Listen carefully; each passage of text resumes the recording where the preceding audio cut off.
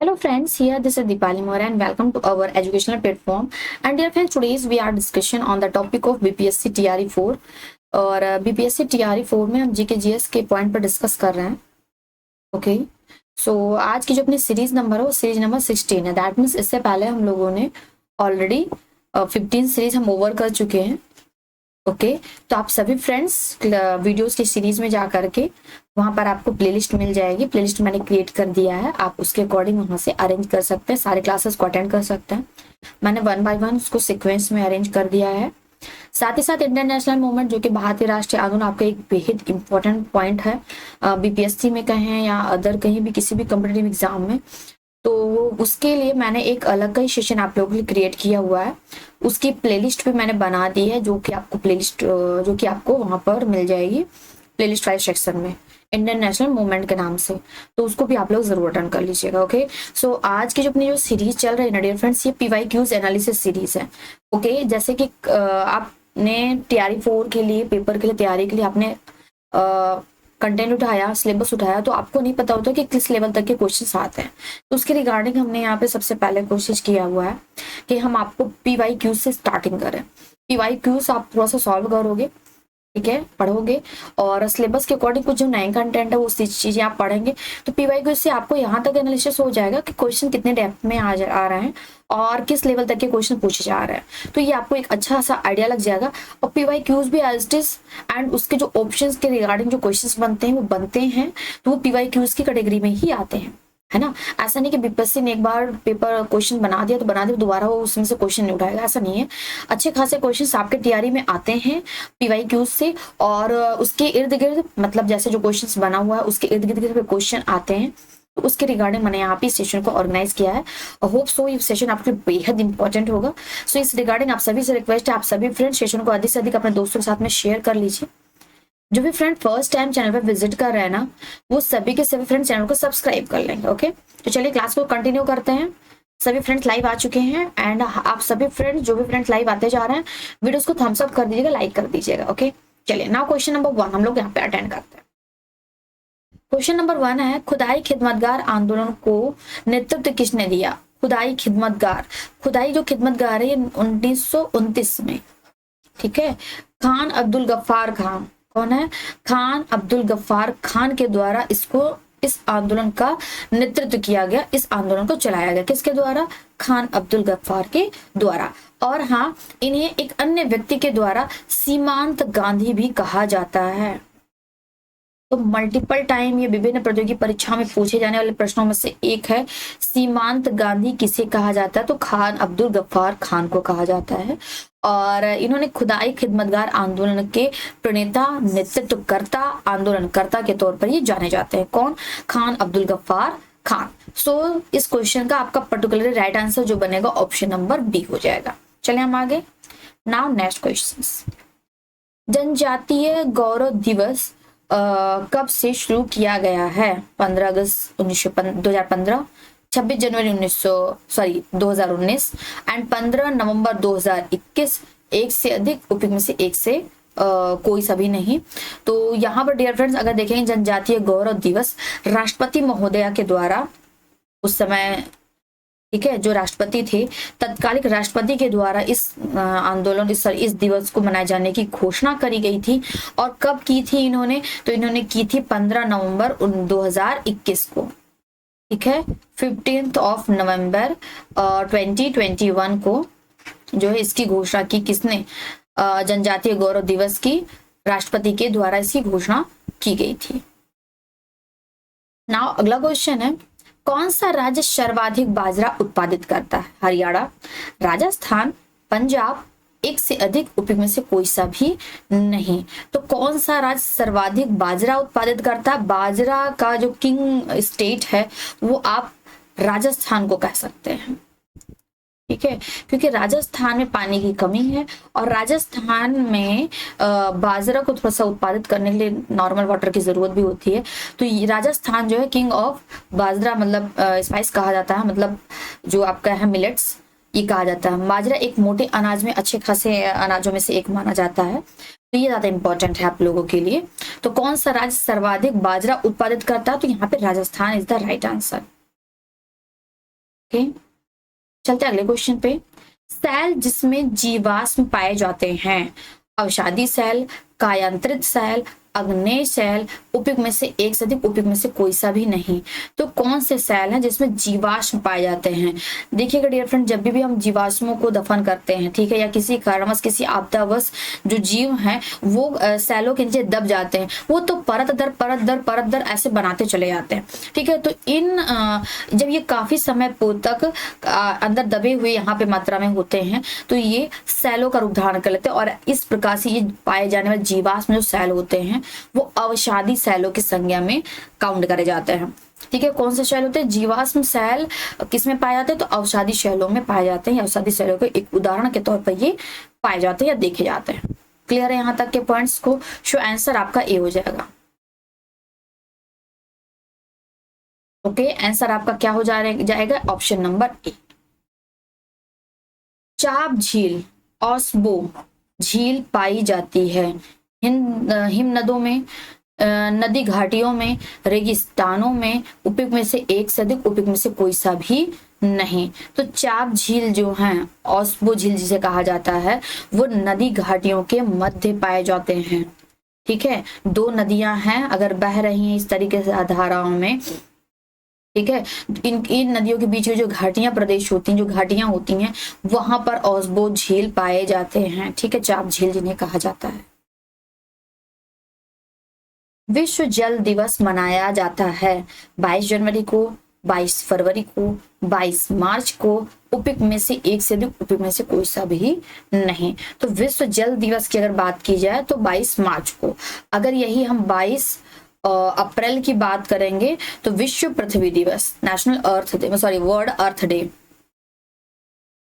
विश्व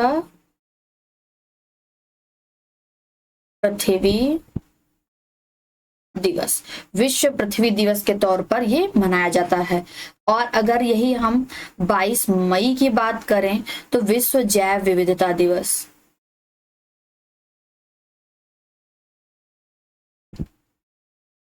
जैव विविधता दिवस के तौर पर ये काउंट किया जाता है। तो ये 22 वाला जो आंकड़ा, 22 मार्च, 22 अप्रैल, 22 मई, ये तीनों लाइन टू लाइन है और इनको आप याद रखेंगे। कंफ्यूजन नहीं होनी चाहिए, कंफ्यूजन यहाँ पे बन सकती है आप लोगों की, तो वो चीजें मैं दूर कर दूं, इसलिए मैंने तीनों को तीनों लिख दिया, मार्च, अप्रैल और मई।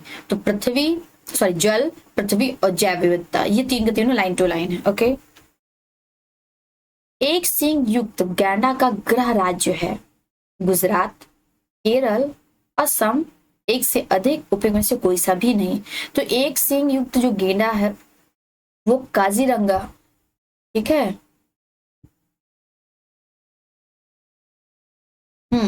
काजीरंगा जो राष्ट्रीय उद्यान है, कहाँ? असम में, वहां पाया जाता है। ओके, जस्ट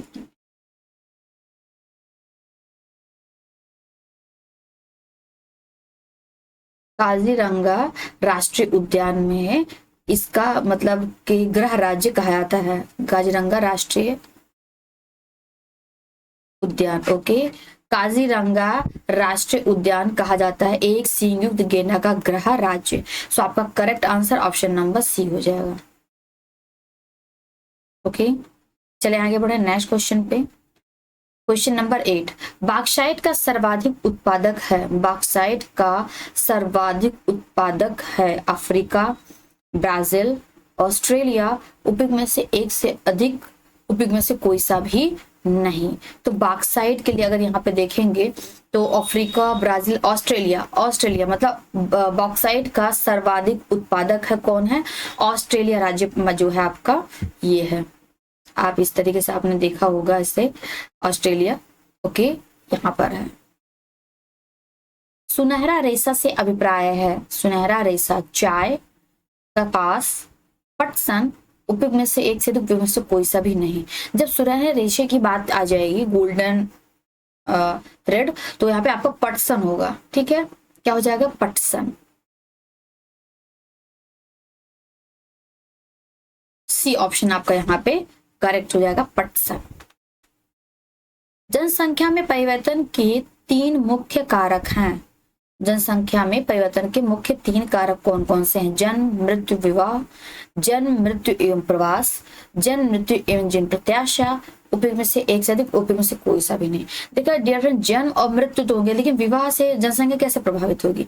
जन्म, मृत्यु और प्रवास, प्रवास मतलब एक स्थान से दूसरे स्थान पर व्यक्तियों का चले जाना, या किसी अन्य स्थान से कि अपने यहाँ स्थान पर किसी व्यक्तियों का चले आना, तो इसको प्रवास में काउंट कर सकते हैं। मतलब व्यक्तियों के जाने के और व्यक्तियों के आने की जो ये गणनाएं होती है जनसंख्या के परिवर्तन के प्रभावकारी होते हैं। जैसे कि मान लीजिए ये कोई सा कस्बा हुआ, ठीक है, या सिटी हुआ, कोई गांव हुआ, कुछ भी कह सकते हैं। यहाँ पे किसी बच्चे का क्या हुआ? जन्म हुआ, तो बच्चा क्या हो जाएगा? प्लस हो जाएगा। किसी बच्चे की क्या हुई? मृत्यु हुई, तो वो कैंडिडेट, वो व्यक्ति माइनस हो जाएगा इस यहाँ की जनसंख्या से। क्लियर है? प्रवास की बात करें, कोई व्यक्ति यहाँ ये जैसे कि कोई व्यक्ति ये रह रहा ये है और ये व्यक्ति यहाँ क्या कर रह रहा है और ये कहाँ चला गया? किसी अन्यत्र राज्य को चला गया, तो यहाँ से इसकी संख्या क्या हो जाएगी? माइनस हो जाएगी, और यहाँ पर जाकर के इसकी संख्या क्या हो जाएगी? प्लस हो जाएगी। तो भी जनसंख्या यहाँ से घटी और यहाँ पे क्या हो गई? प्लस हुई। या कोई व्यक्ति यहाँ रह रहा था और क्या हुआ? वो यहाँ से क्या हुआ? यहाँ चला आया, तो यहाँ से इसकी जनसंख्या माइनस हो जाएगी और यहाँ पर इसकी जनसंख्या आकर के क्या हो जाएगी? प्लस हो जाएगी। तो ये जनसंख्या के परिवर्तन के मुख्य कारणों के तौर पर काउंट किए जा सकते हैं या जाते हैं, है ना। कोई जन्म लिया तो जनसंख्या बढ़ी, कोई किसी की मृत्यु हुई, जनसंख्या घट गई, कोई व्यक्ति यहाँ से एक स्थान से दूसरे स्थान को प्रवास कर गया तो भी जनसंख्या बढ़ती और घटती ही है। तो जनसंख्या के परिवर्तनों के मुख्य कारण के तौर पर ये काउंट किए जा सकते हैं। तो यहाँ पे आप अगर मेनली आंसर देखें, जीवन प्रत्याशा नहीं है। जीवन प्रत्याशा आपके जन्म में हो जाएगी। जीवन प्रत्याशा मतलब कितने साल व्यक्ति जी रहा है, तो ये जनसंख्या को कैसे प्रभावित करेगा, है ना। कोई भी व्यक्ति, कोई भी इंसान अगर वो जन्म लिया और जीना वो 10 साल, वो मान लीजिए 50 साल, 60 साल, 70 साल जी रहा है, तो वो जनसंख्या के परिवर्तन में प्रभावकारी नहीं होगी। ठीक है, तो यहाँ पे जो मेनली आंसर हमारा होगा वो आपका दिया जा रहा है। मानव गतिविधियों के कारण परिवर्तन में प्रतिकूल परिवर्तन कहलाता है। पारिस्थितिक अशांति, तबाही, पारिस्थितिक क्षरण, उपयुक्त में से एक से अधिक, उपयुक्त में से कोई सा भी नहीं। तो यहाँ पे मानव गतिविधियों के कारण पर्यावरण में प्रतिकूल परिवर्तन कहलाता, क्या कहलाता है? पारिस्थितिक क्षरण। ओके, क्या कहलाएगा? पारिस्थितिक क्षरण।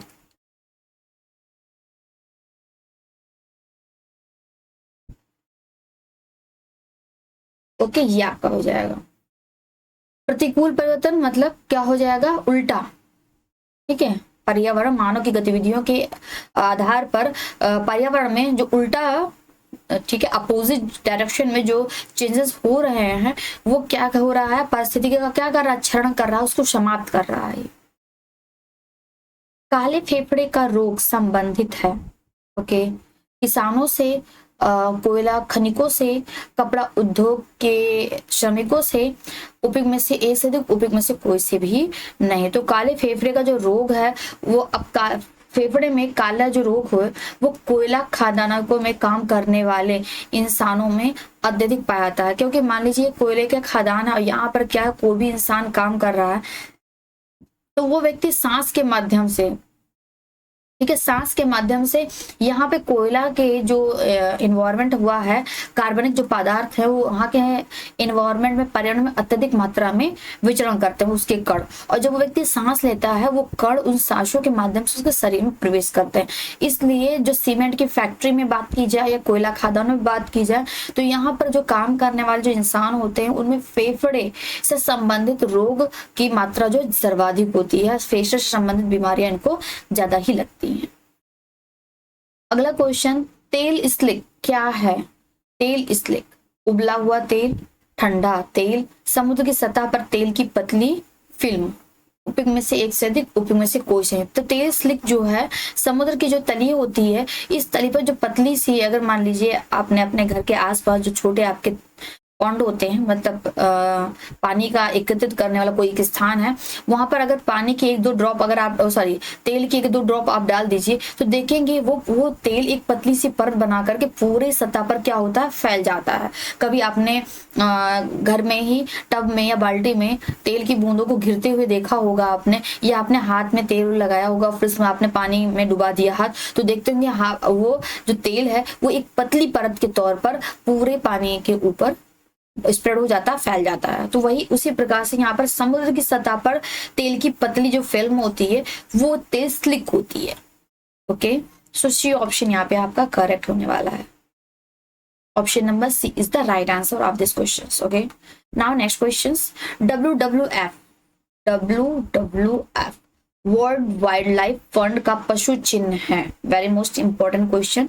और यहाँ पे आपका क्या हो जाएगा, विशालकाय पांडा। विशालकाय पांडा, पांडा से आप कंफ्यूज नहीं होंगे, यहाँ पे लाल पांडा भी दिया गया है।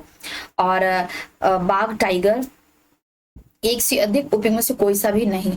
तो यहाँ पे WWF वर्ल्ड वाइल्ड लाइफ का पशु जो चिन्ह है वो विशालकाय पांडा आपका है। ऑप्शन नंबर बी हो जाएगा, जो कि वन्यजीव संरक्षण के तहत काम करता है, एक संस्था है, ऑर्गेनाइजेशन है।